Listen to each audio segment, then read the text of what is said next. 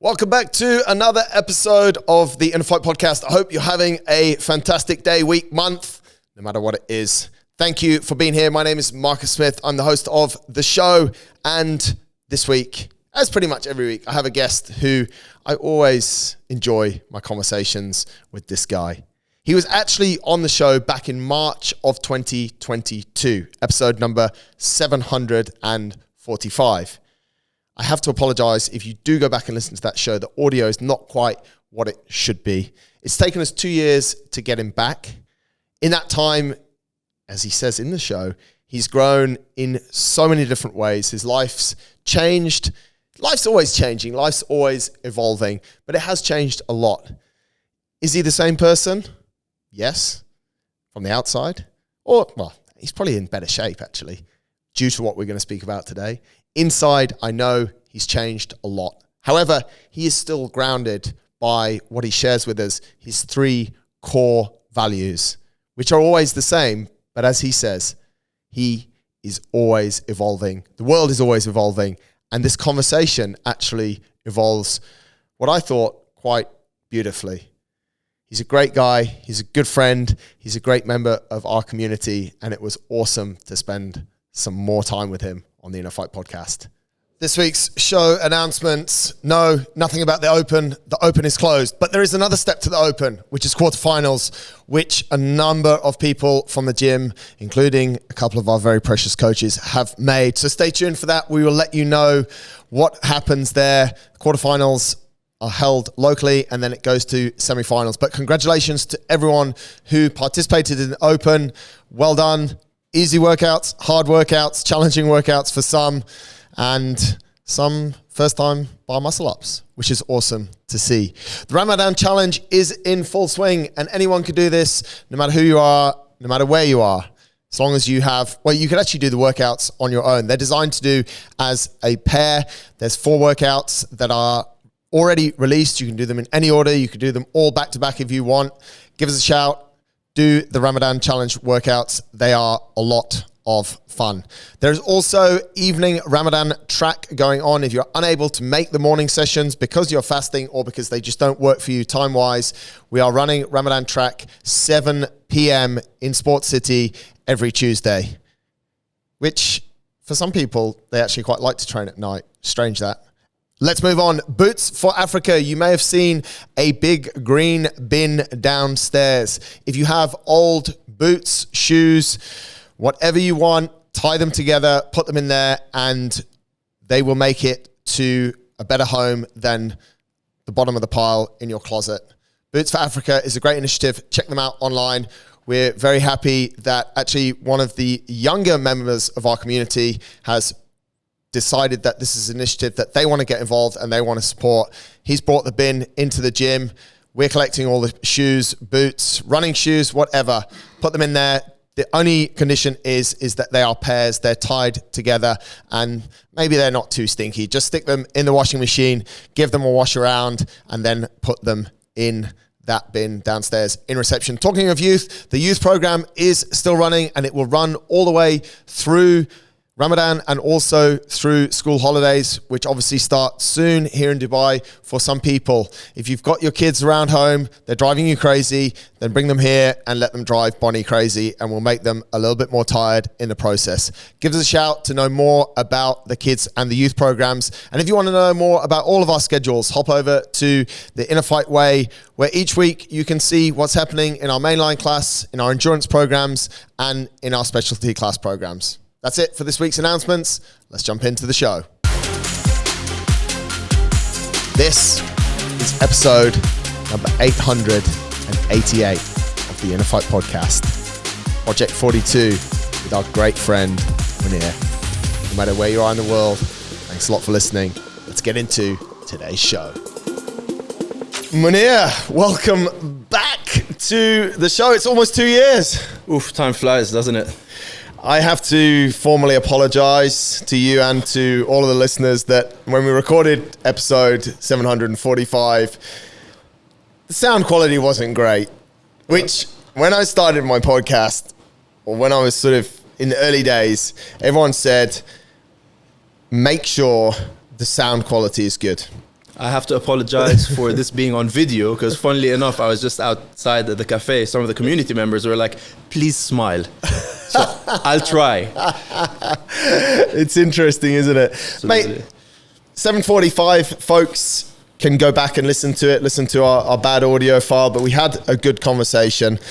I want to kick off this one by maybe understanding a little bit more about who you are.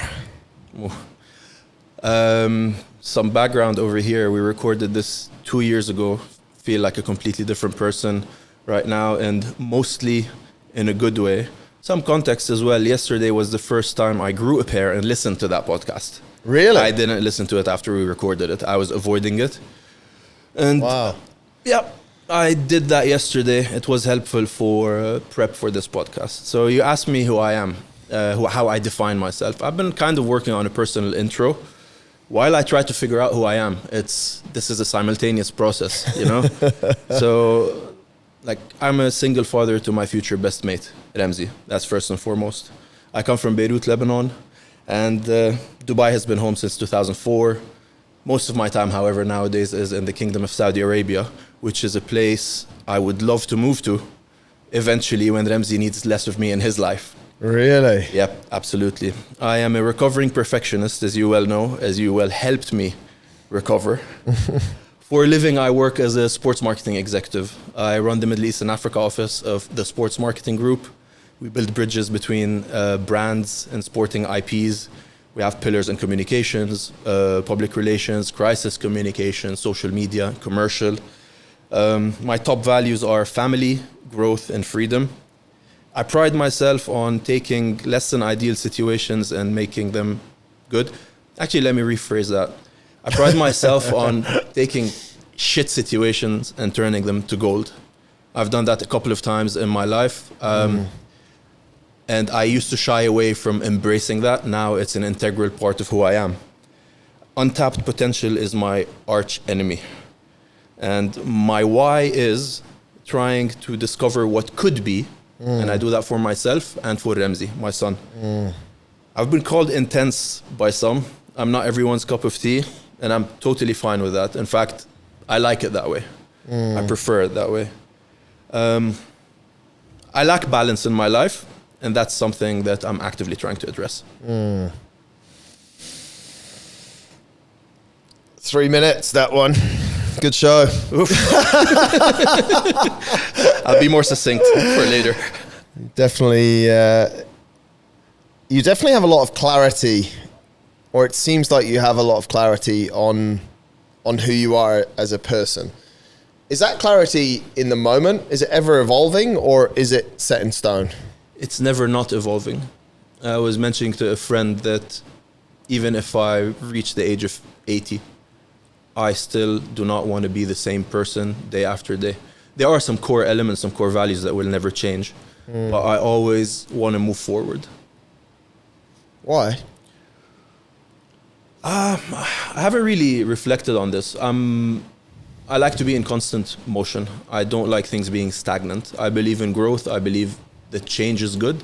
I'm not saying that you should change something if it's working for you. I'm just saying you can challenge yourself, challenge your environment to become better. And I feel that's why a lot of what you guys stand for over here resonates with me. Better at life. I think what we're going to talk about today encapsulates that perfectly. Because that's what I ended up being after this stint. Better at life. Yeah, right. Yeah. One thing that's interesting, and you reel them off just then, these are my values. Now, we see that and we've spoken about it, I've spoken about it to different guests on the show, and I mention it in different circumstances. A lot in the corporate world, we understand who companies are, what their vision is, what their values are. When it comes to personal, it's not done so often. What brought you to that exercise, mate, of actually sitting down and saying, these are my values? Like you said them with and maybe you'll revisit them quickly for us now. You said them with conviction, like they're there. How did you get to that point? Their family, freedom, and growth. How I got to that point was I've always been very inquisitive and introspective at the same time. And this combo got me to ask myself a lot of questions. And I realized that I don't really know who I am. At points in my life, I didn't like who I was. There were certain things I did like, but this started me on a quest to discover who I am and who I could be. So I guess that was the starting point. I like that. Who could you be? Oof. Well, you know, one of my favorite movies is Catch Me If You Can, Leo DiCaprio. He was a con artist. He was a con artist, But right? I look at the positive side of that. I'm not conning anyone, especially not myself. But I truly believe that if you put your mind to something, you can do it. I'm not saying I can become a medical doctor overnight or an astronaut. But when it comes to soft skills, physical, mental, emotional challenges, you put your mind to something, give it your best, you'll get somewhere. Yeah. It's an interesting one because who we are, we agree, it evolves. It has its core, but it kind of changes, and I think that's all right. It changes, the world around you changes. Again, I don't want to sound like a Hallmark card. I love quotes. I love reflecting on them. Yeah. One of them is, a man never steps into the same river twice. Yeah. Because the man is not the same man and the river is not the same river. Yeah. There is constant change. I in like life. that. Yeah. It's, and I think that's why people shy away from it a little bit, because they think setting out and saying like, these are my values, or this is who I am, or this is my why, you know, why is kind of on the downward trend a little bit, right? I think like a few years ago, pre-COVID and then COVID, like, what's your why? It's like, beaten. It's like, all right, guys, chill out. It's okay. But it's still important to understand and under why, it's not just the why. I think we're better than that. I think your why is made up of what makes you happy, what gives you purpose, what gives you passion, drive, what your values, what your vision is. But we somehow think that those things are almost like a tattoo. They're permanent. Whereas it's evolving. Not even tattoos are permanent nowadays, you know? Then we go into a whole other realm. But yeah, I think why and purpose, ikigai and all these things, there's 101 ways to name them, but it's all about finding meaning and purpose in life and picking a meaningful burden and carrying it, taking care of your lot. That's what it's all about, I feel. Do your values change? They've changed over time, but I don't think at the moment they will change drastically. I mean, maybe values never change. The underlying things beneath those values never change. Sorry, let me rephrase. The underlying currents that determine those values never change. Yeah. But the way you apply those values might change based on environment, based on impasses you face in life, based on hormonal changes as you become a teenager. Yeah. Loads of different factors. But the underlying factors are pretty much the same. I mean, family will always be something important to you. And I mean, those that know you within the community see your bond with your son, and that bond is so strong. I mean, you're creating, we talk a lot about sort of childhood trauma, how it plays out in later life. You're creating this bond to family and to love with your son, which is going to serve him in a positive way. Like trauma serves in a positive way and a negative way later life, but you're actually, family's always going to be huge, right? Absolutely. And regarding my son, I was having a chat with a friend a couple of days ago, and he's like, would you wish adversity upon your son? I'm like, absolutely, fuck yes. Yeah. Just enough adversity to give him a stimulus to grow. Yeah. I don't wish pain upon him. Yeah. I wish the right level of adversity for him to face in order to grow, because I feel that without this adversity, you're not challenged or invited into a new self. Yeah. And I'm very consciously trying to put him in situations where there's chosen adversity versus adversity that life throws at you. Putting him in situations where he's forced to seek adversity himself, from little cold showers to participating in jiu-jitsu tournaments to challenging himself in basketball. In different ways. I'm trying to apply whatever I learned to him in a way that's suitable for him and up to him. It's his life, it's his journey. I'm a passenger on his ride. I'm not living my life through him. I'm very conscious of that. You said something there that I want to pick up on. You said you don't want to put him in pain or something along those lines. Some of the stuff that you've done, I mean, we saw you, was it before? I don't know. It was after the podcast that you pulled the tire for 50K. It was after that. Well, after. It was in Into the Darkness a couple of years ago. Yeah, so it was, the show that we did, 7:45, was in March 2022. Yeah. Into the Darkness was in May 2022. Right. Now, in that challenge, or in a challenge such as that, you've created a certain amount of physical suffering for yourself. Yeah. You were in pain. Yeah. You were in physical pain and you were in mental pain. And emotional pain. And emotional pain. Like you had them all. So what do you mean by, with Ramsey, you don't want to put him in pain? How do you balance those two? I think pain can be useful. Pain is evolved over time to give us signals of what not to do. Like you're a kid, you touch a hot stove, you learn, fire's bad. So what I meant by I don't want to put him in pain is based on my own experience. Right. I grew through adversity, right? Yeah. But it was painful for me at certain times. The levels I reached in that journey, I wouldn't wish upon him. I wish him the same outcome, but not as painful as a process. How's he going to get the same outcome if he doesn't have, output equals input? Adversity is adversity. I challenge him to seek adversity rather than wait for the world to serve him that adversity. But he's still going to go through the tough times, mate. And that's cool. And he will grow from them. I just don't wish more pain upon him that's either self-inflicted or served to him by the world. I would like him to strengthen himself by seeking those things and learning from whatever value I can add to him. And if it's not his cup of tea, all good. He's my son. I would have done what I believe is my role as a dad. Let me flip it. How old is he now? He's turning 9 on April 4th. Okay. So let's give him 10 years. Okay. In 10 years' time, don't worry, we'll still be doing Into the Darkness. Yes. And Ramsey has the tire. And Ramsey's doing the 50K with the tire. He's done that because he's inspired by you, we could make up a number of different reasons. Let's not worry too much about the why, but there's a strong why. Yeah. Physically, he's in pain. Let's not embarrass him and say he's crying, but from the inside, he's definitely crying. Emotionally and mentally, he's going through what you went through. Yeah. And you're having to sit there and watch it. I'll be right along his side. I'll probably be pulling a tire as well, smaller one.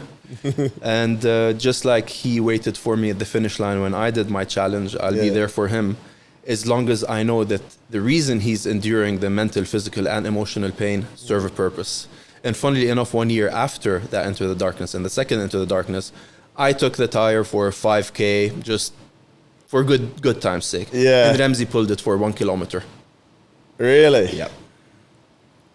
Did he kick and scream? He's like, please let me pull.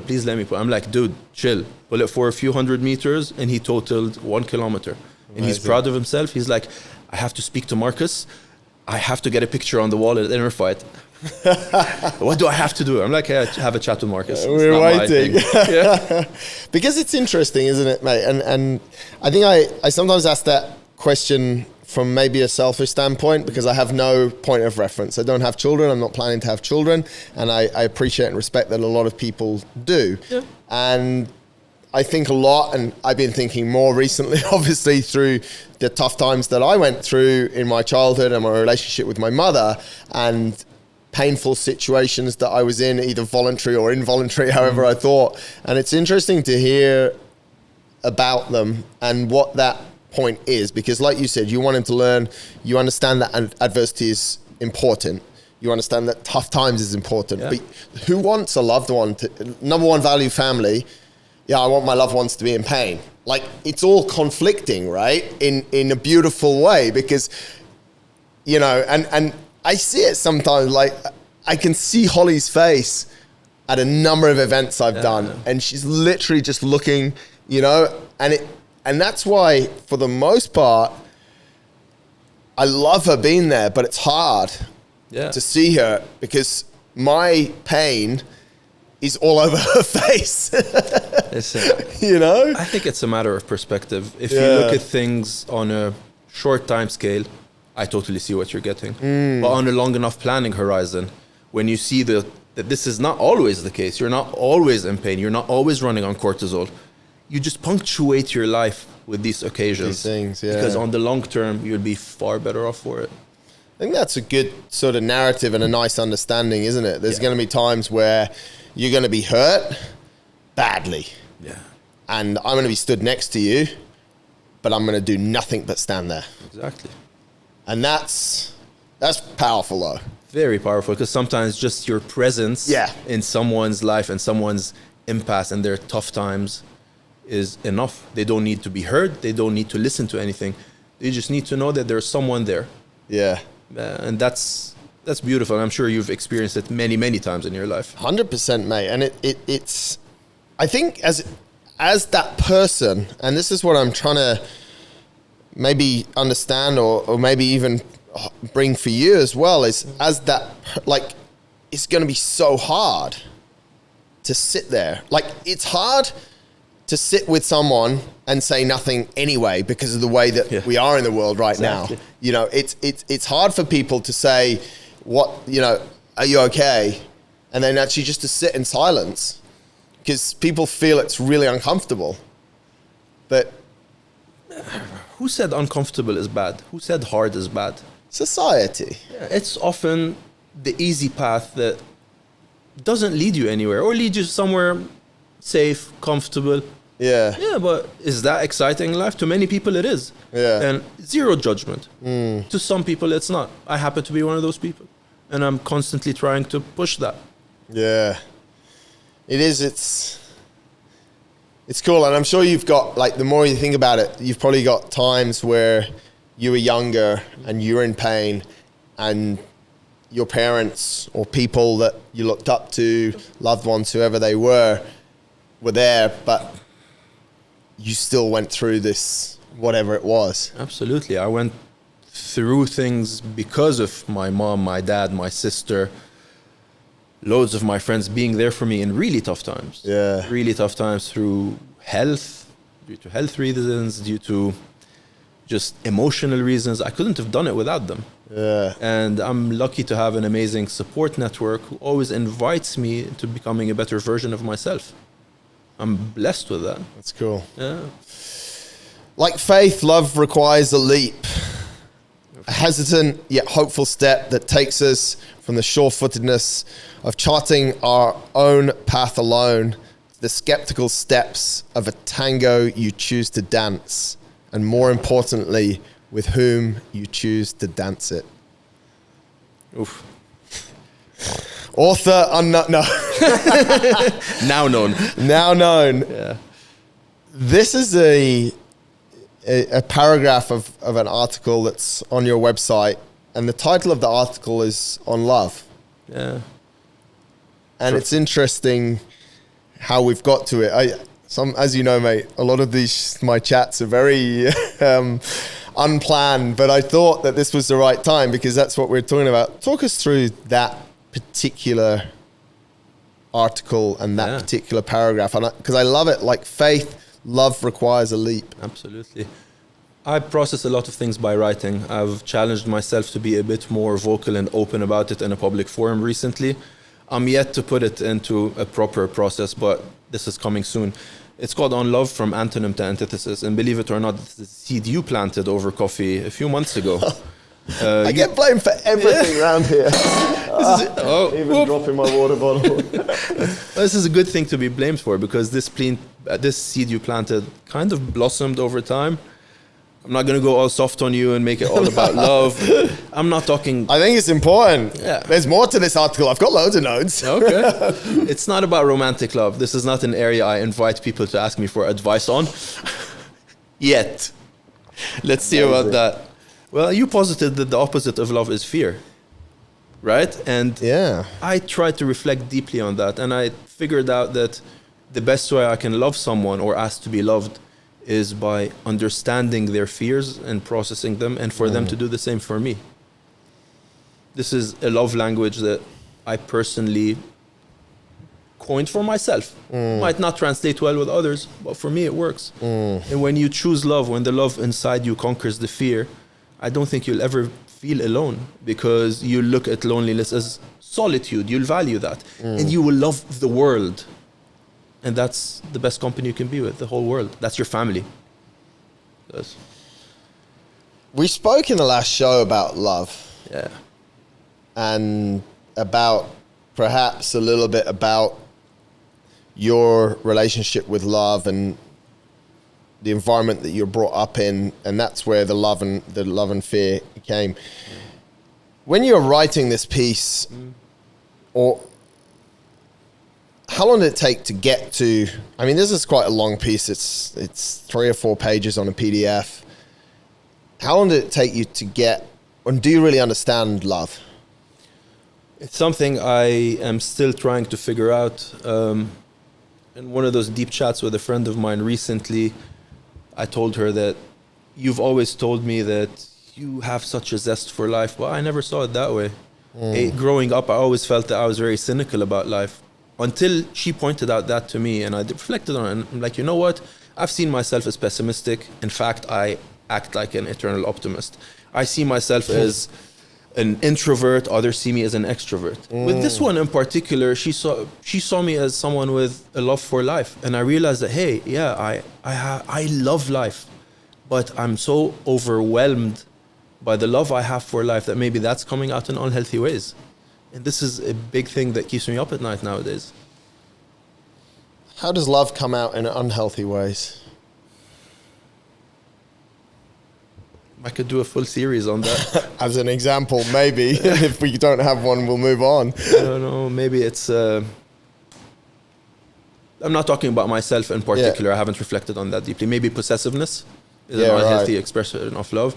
Maybe being very dependent on other people. Maybe feeling that having FOMO, you have to be everywhere all the time. Love is a very centered energy. Should be a very centered energy. Love has passion, but this passion should be centered, channeled, used in the right way. This is something I'm trying to figure out. It's interesting. It's an interesting word which has interesting and various meanings, isn't it? Because I agree. Like, and there's a great book there, 5 Love Languages. You know, and for those that haven't read it in simple ways, like, we give love supposedly in 5 different ways: acts of kindness, gifting, words, service, all of this different stuff. And a lot of couples that are together can be giving a lot of love, but it's in the wrong language. It's a currency. It's a currency. Exactly, and this is where compatibility issues come up. Yeah, which it's not only in intimate relationships, but it's actually in all relationships. What do you think, how do you give love? This is the part where I was telling you I'm overwhelmed by the love I have in me. That I can see people's love languages. I don't know mine. I think one... Really? Yeah, I don't know mine exactly, and I haven't had someone point it out to me. But one thing that I know for a fact is that I love service in general. Yeah. I love being there for people. I like helping in any way I can. This I know I have, but the nuances of my love language or attachment style, I don't know. Maybe it's an area for me to explore. There are signs that I need to. Did you ever talk about it with Ramsey? Absolutely. I talk with Ramsey on a variety of issues. I'm very well aware that he needs to live his childhood. And he does. He wanders, he plays around, he has an imagination, he watches cartoons, he does all that stuff. Yeah. But my role as a father, I've always defined it for Ramsey, is not to shelter him too much, so that when he enters grown-up life, he's not shocked by how ugly the world is sometimes. Yeah. He needs to realize that. And I've taken an opportunity when he participated in a jiu-jitsu competition in Abu Dhabi to do exactly that. Yeah, I remember. I had to tell him that, hey, in sparring and learning jiu-jitsu with your teammates, you're gentle, you're focusing on what you're doing to grow. Yeah. In the competition, the guy in front of you, He's out to hurt you. Yeah. A good man is not a weak man. A good man is a strong and dangerous man who reins it in. Yeah. He gets that. Now he does. And I'm so proud of that. Yeah, that's cool. There's another bit from this, and then we'll move on from love to maybe to hate, and let's see where we get to. In the grand tapestry of life, love seems to double as both our most courageous leap and our most profound reward. What did you mean by that, mate?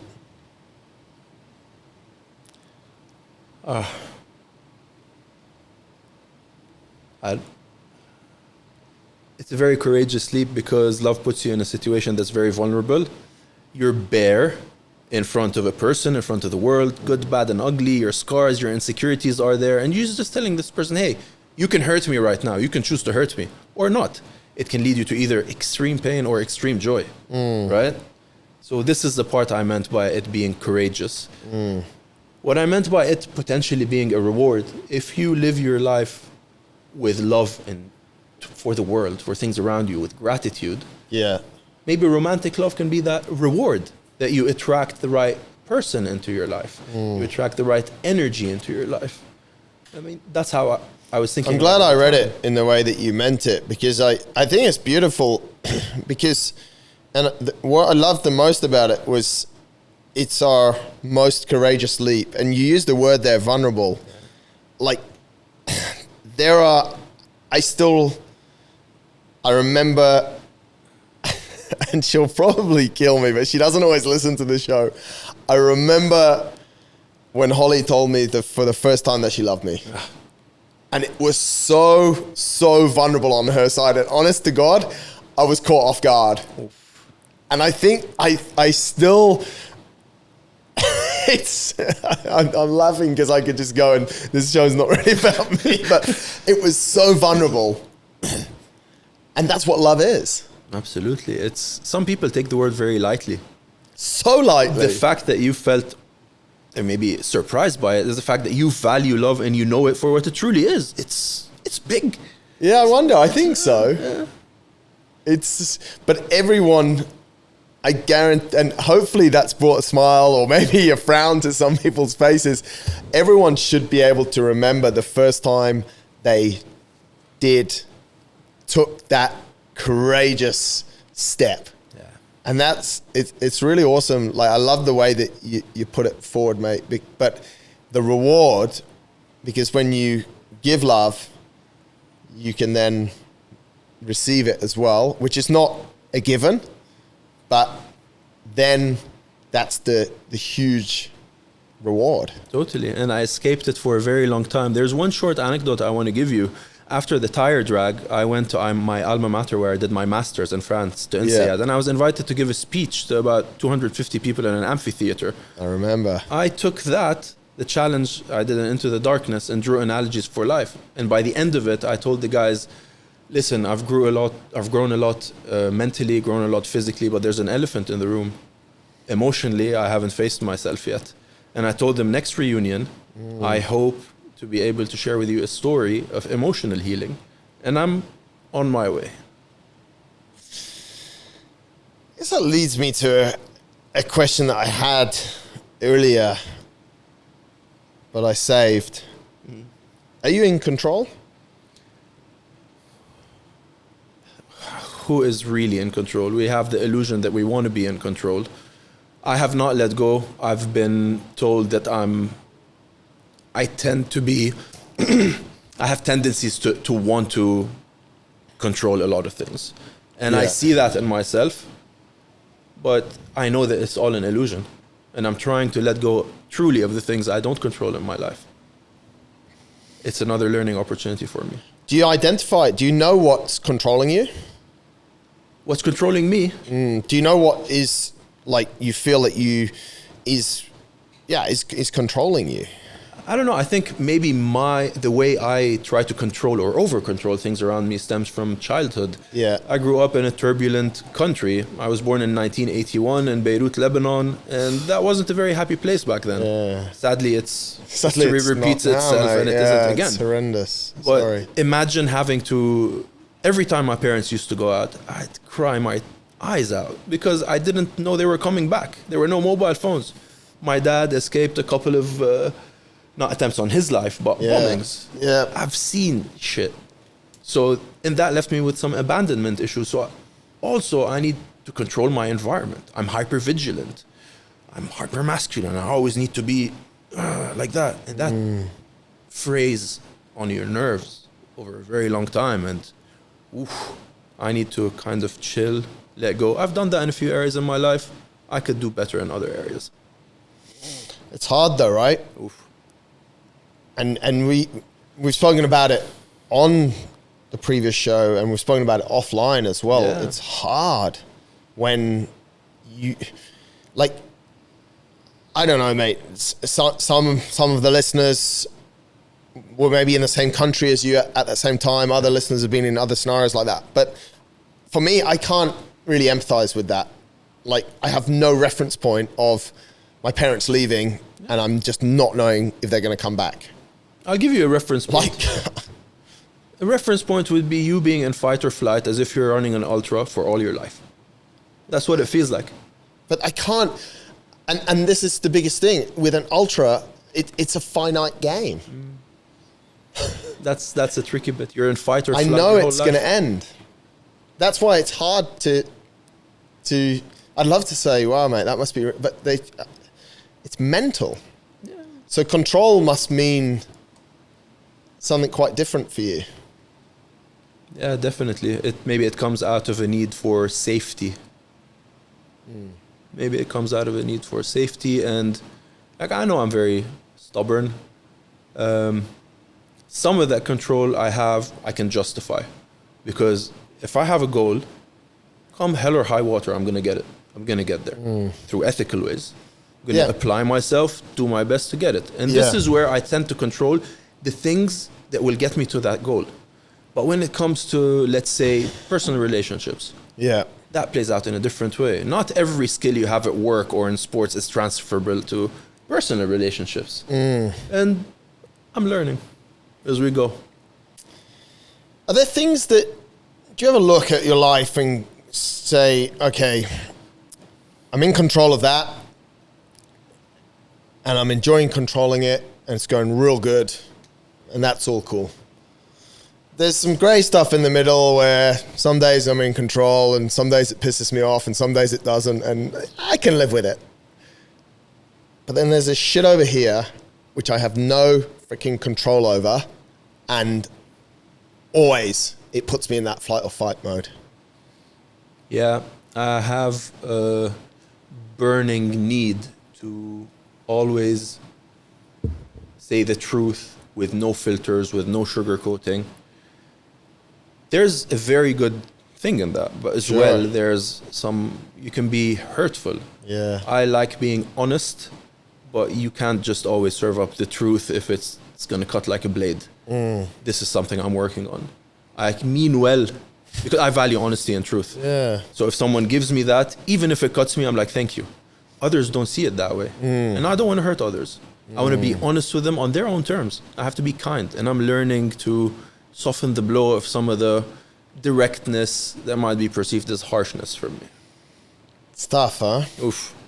And you do that a lot with the closest people to you, the people you love the most, because you want to give them that honesty for them. But sometimes it doesn't work for them that way. You have to adapt. Yeah, that's a super tricky one. Yeah. Your second value is freedom, which is pretty much, from the way I'm looking at it, is pretty much directly linked to control. Yes. Yeah. Definitely joint at the hip. Because if you're if the way I behave is controlling you, you're not free. I'm very happy being in the passenger seats many of the time when I believe in someone, Right. when I believe in what's being said.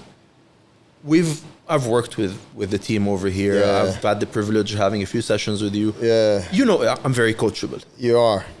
because I trust and I believe what you're putting. I don't question it.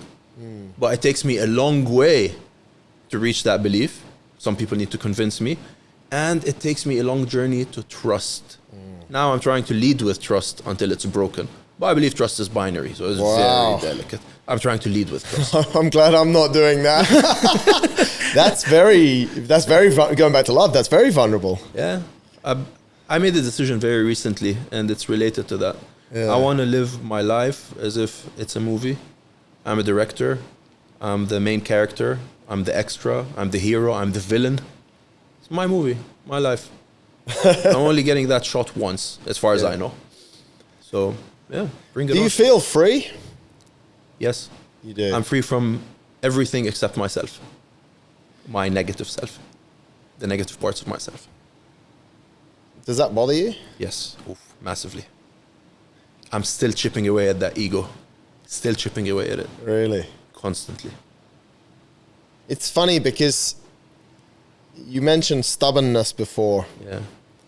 And certain parts of stubbornness, I think, are ego-driven. Yeah. But you mentioned them in a way that just shows the benefit of your stubbornness. Exactly. Because you said, when I set a goal, I'm going to do it. Yeah. And we've seen that, mate. Like, we've seen that over the last sort of 4 years here. You know, when you... So that stubbornness and that... And there's this, you know... Pig-headedness. Yeah, but ego is the enemy. Is it? Yes. In the wrong way, but... There's always a caveat. There's always a caveat. Every skill set, every character trait we possess has a basement and a balcony. Yeah. You can be approaching it. Sometimes it works for you, sometimes it works against you. And it's a balancing act. You also wrote quite a nice piece on stubbornness. Oof. Yeah. There's a good analogy there. Yeah, actually, I enjoyed this one a lot, but I loved the last paragraph, which said, "Bring on the storm. When its dark clouds subside, the sun will shine through and illuminate more paths to growth, more routes to navigate within the world inside us." Yeah. Tell us a little bit about that piece, mate. That piece was... I'm not a very visual person, but with that one, if I had the vision, there's this huge rock in the middle of the ocean, maybe the North Sea, just being lashed by waves. At some parts, the rock is jagged. At some parts, it's very smooth. Often, pieces of that rock are falling. And that's my analogy for what you see when the world shapes you and when your experiences shape you. It's erosion. It's a beautiful ego death. That's cool. And that led me to the storm. I want that storm. Yeah. There's another quote I read recently, which I wanted to share with you and also the listeners, which I think this ties into. To be fully alive, fully human, and completely awake is to be continually thrown out of the nest. To live fully is to always be in no man's land. To experience each moment as completely new and fresh. To live is to be willing to die over and over again. It's so close to that from your stubbornness article. That's very powerful, and like jumping out of the nest is basically you going out of your comfort zone. Yeah. And there's a really amazing song I like. My taste in music is not for everyone again. It's by Metallica. It's called Wherever I May Roam. There's a couple of verses and they're related to that. It says, "And the earth becomes my throne. I adapt to the unknown. Under wandering stars I've grown. By myself, but not alone." That's cool. Oof.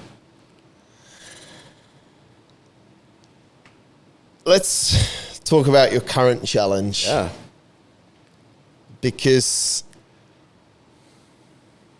your stubbornness, we've said, and your, I think you said pig-headedness a few minutes ago, which is a good one too. It's probably not a phrase that gets used enough these days. It's a little bit too PC nowadays. It's too PC, isn't it? Yeah. It's we can't do it on the show, but often think about little phrases and little insults that we used to give people at school that if you use them now, but they're not exactly. Bad words. You know, you can't call someone pig-headed now. Anyway, we discussed last year something for your birthday. Yeah. Maybe you want to continue the story. Yep, absolutely. I approached you with this crazy idea of me turning 42, and it's like I like giving things meaning. So it was like a marathon of life for me, and I had this crazy idea. I came to you, listen, I want to go to Al Qudra. I want to do the first 42K. Walking with 42 kilograms on me, and I shed 1 kilogram every kilometer, and I want to run the last 8 for an ultra. And I remember exactly what you told me. You told me, mate, you've proven to yourself and to me and to many others that if you put your head to something, you can do it. That's not the objective over here. And you challenged me in ways I never thought were possible. You told me that for a full year, I have to show up and work out or do something active 6 days a week, which works out to 80% of the time. And I immediately got it. And I immediately got why you were doing it, because you saw the challenges that I face. Yeah. Because you knew that phase in my life and other areas other than sports, that I needed that. Yeah. And we went on a walk here in Oliveira for 1 hour. We talked about life for 50 minutes, work for 5 minutes, this for 5 minutes, and here we are 304 days later. Is that how long it's been? Yeah. I was shocked when I was crunching the numbers with Clarky yesterday. I thought I was maybe halfway through. He was like, no, mate, we're done 304 days already. Yeah. When's your birthday? September 18th. Wow. But we started this challenge on May 1st. Yeah, I remember. And I mean, that was the thing.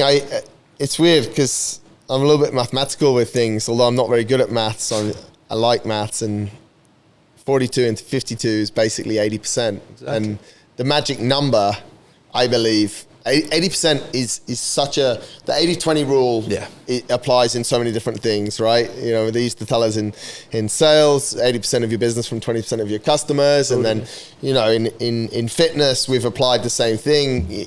If you could train 80% of the year, and if you could maintain a level of 80% fitness, then and that's where this thing.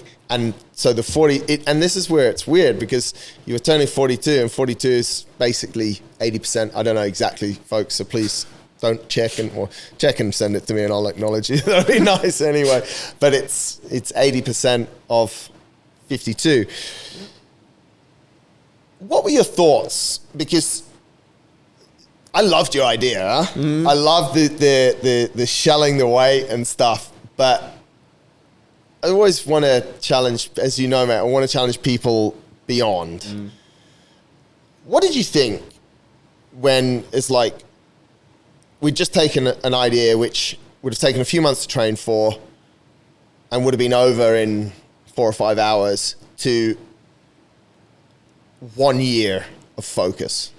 It immediately hit me that Marcus knows me well enough to recommend something I really need in my life. It didn't take much convincing. You remember? I'm like, yeah. I still want to do something similar to that challenge I did, because I still need those big moments. Yeah.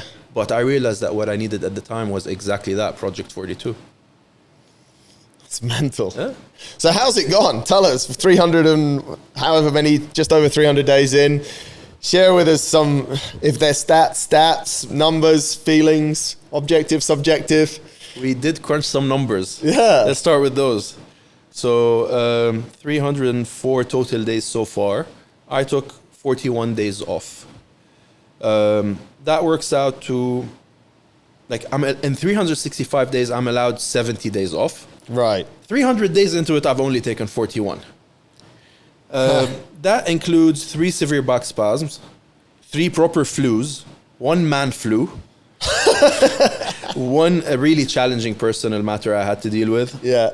3 days of weakness, which is basically the inner bitch winning. And that's 1% weakness so far, and I'm not happy with that. I want to eradicate it. All while doubling the team at the sports marketing group and growing the business massively. In one of the most hectic periods of my life, where I spent a third of my time outside the UAE since May, Between December and mid-Jan, I spent all weekdays and some weekends in Saudi Arabia, so I wasn't constantly here at InnerFight, while also being there for my son through various challenges and activities. And I dabbled in a new sport, which is Jiu-Jitsu, thanks to Ramzi again. And now I have a 12-year plan to hopefully earn a black belt in that if my body survives it, because it is taxing. And as you know now, I'm planning to get into a new sport, which is a topic for another day.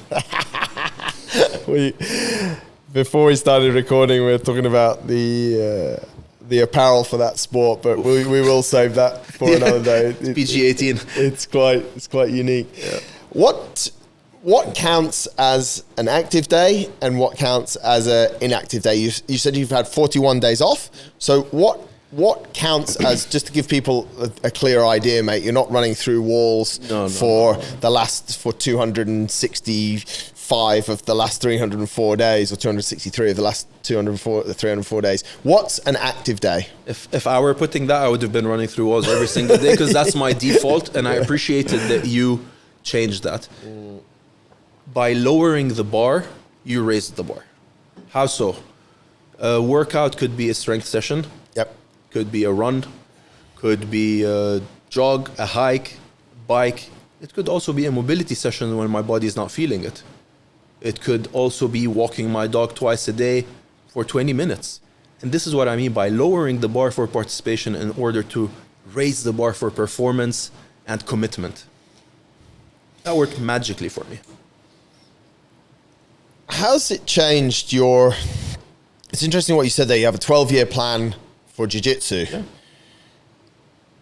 Previously, and this might be my preconception or misconception, it was like, okay, what can I do next month, or what can I train the next 2 or 3 months for? And that's why I wanted to throw it out and go, fuck that, let's do this for a year.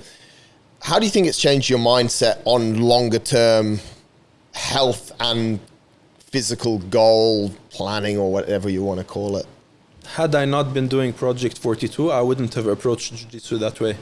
Really? Absolutely. This is a direct... You'd have tried to get the black belt in 2 weeks. Yeah, pretty much smashed myself and got choked out and gotten frustrated, instead of having a very far goal and having a clear path towards it. And this is a direct result of Project 42. Really? And it doesn't only pay off in sports, it's paid off in business. I was going to ask you that, yeah.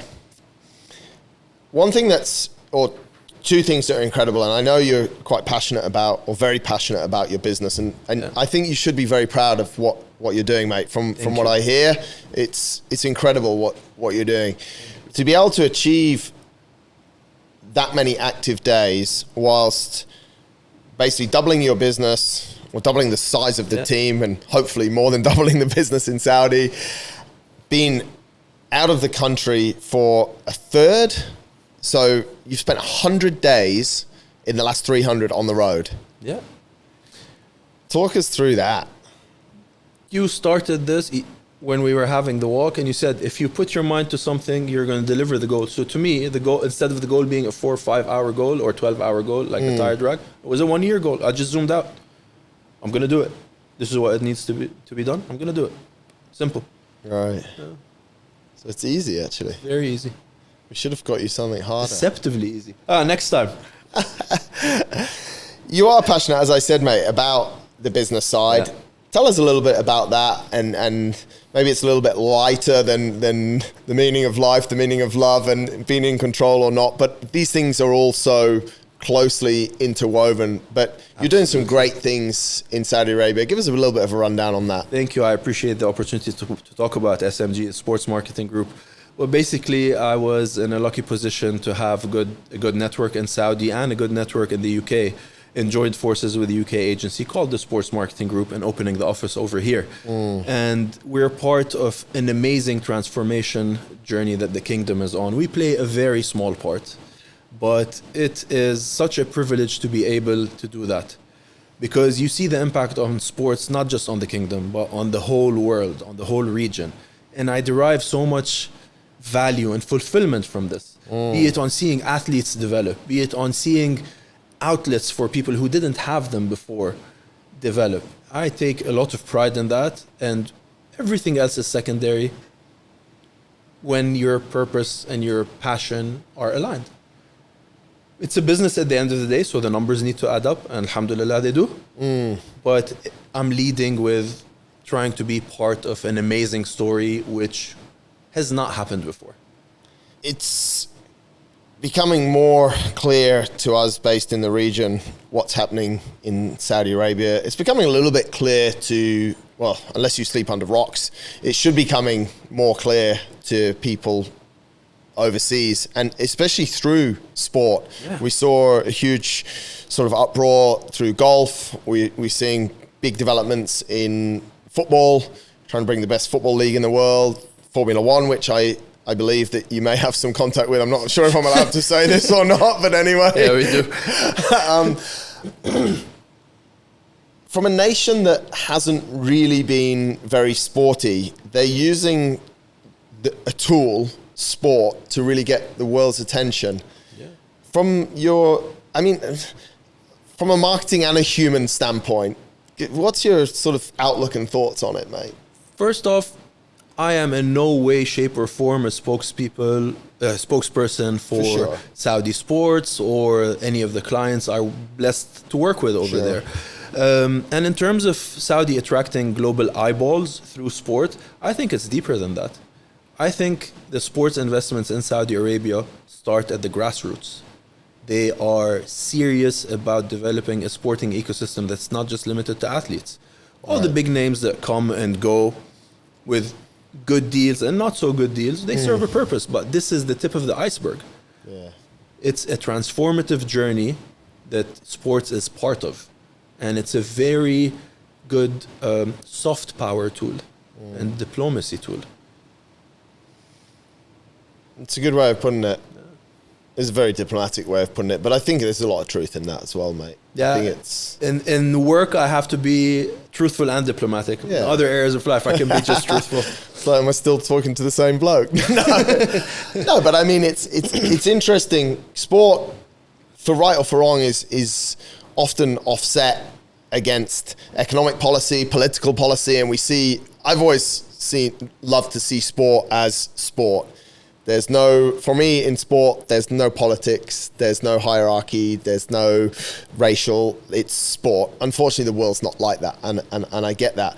But it's amazing to watch what's happening in Saudi Arabia, and it's amazing to hear, and I see your energy when you've been there for a few weeks. Most people, you used to go to Saudi for a couple of weeks and come back like dead. You come back like supercharged because you're just doing amazing things.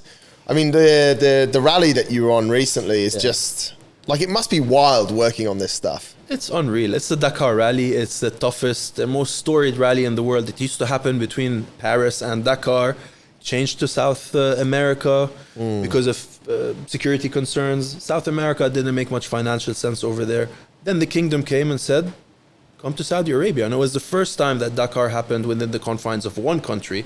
5 years in a row, a different route every year. And I've been on, the team more than me, has been on sleeping buses, airplanes, cars, in the desert. And it's unbelievable. The landscape over there, the stories that come out, it's just unreal. I can't talk enough about it. It's almost like not real.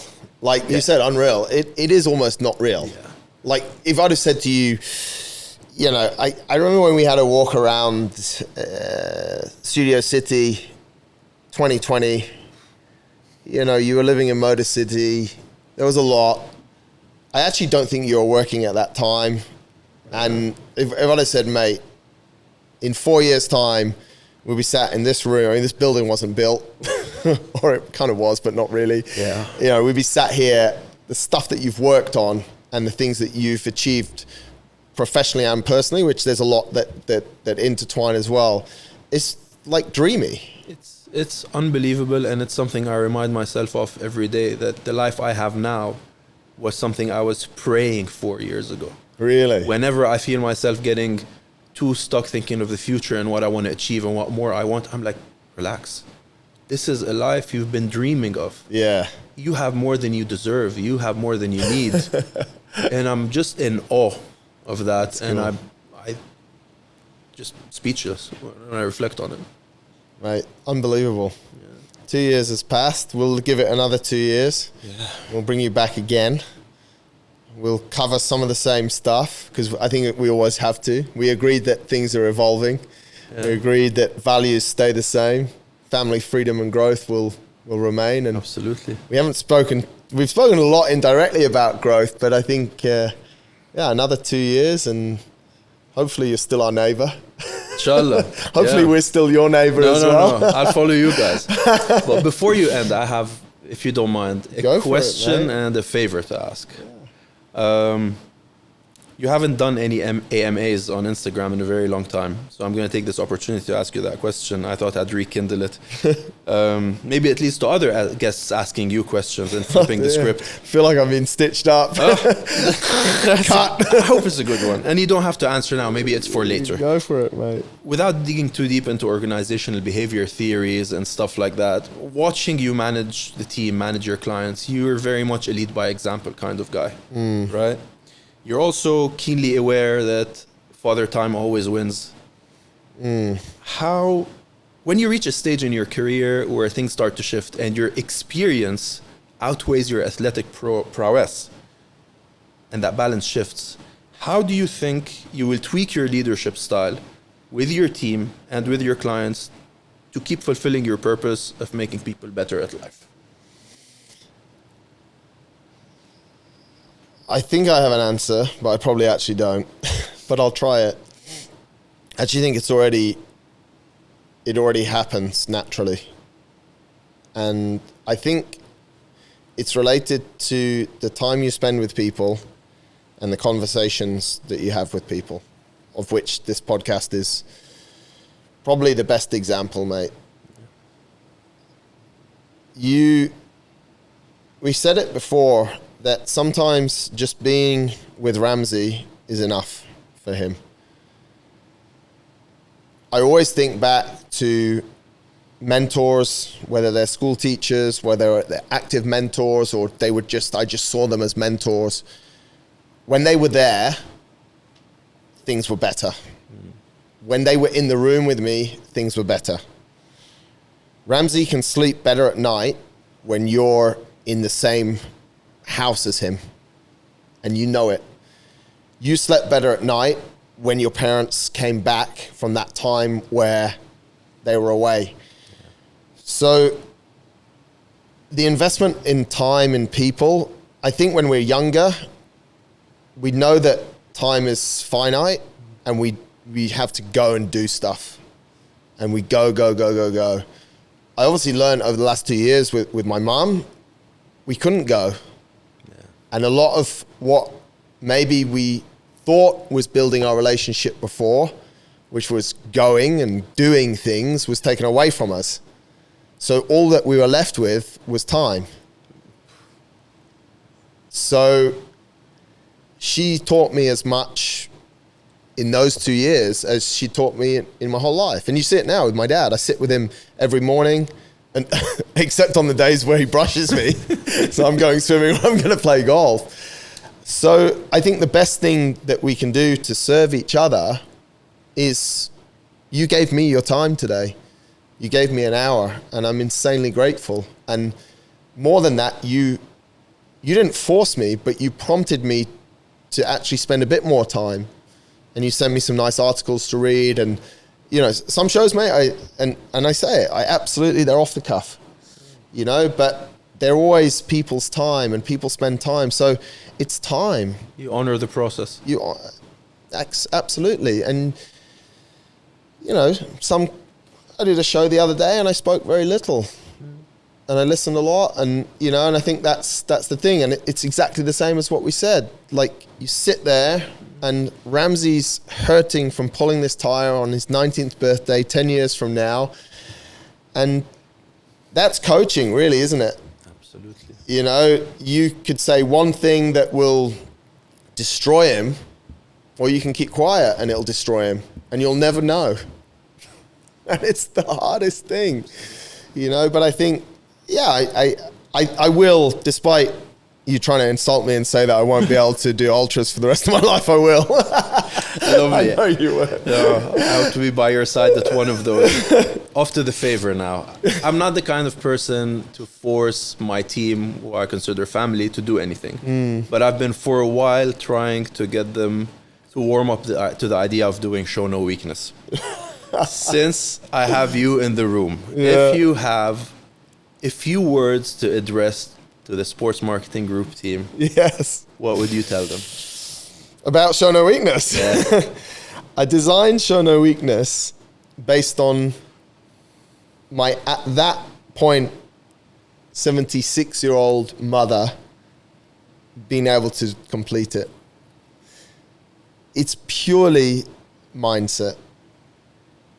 And therefore, everything that you're experiencing in sports marketing group, whether it's the highs, whether it's the challenges, the lows, the adversity, the days where it's going great and it's going bad, it's all just a state of mind. And if you create awareness around that, you'll figure out either a way through, or you'll realize that that route doesn't serve you. And it's the same in show no weakness. We created situations where we put people down a route that they realized it wasn't serving them, and then they just have to have the mindset to turn around and come back. So yeah, it's a mindset. It's all just a mindset. He's cool. happy. We didn't script that bit at all. I thank you, my friend. I thank you from the bottom of my heart. Oh, it's cool. I appreciate it, mate. Two nice shows. Hopefully the sound on this one is better, and we look forward to this story continuing. Hopefully. Cheers.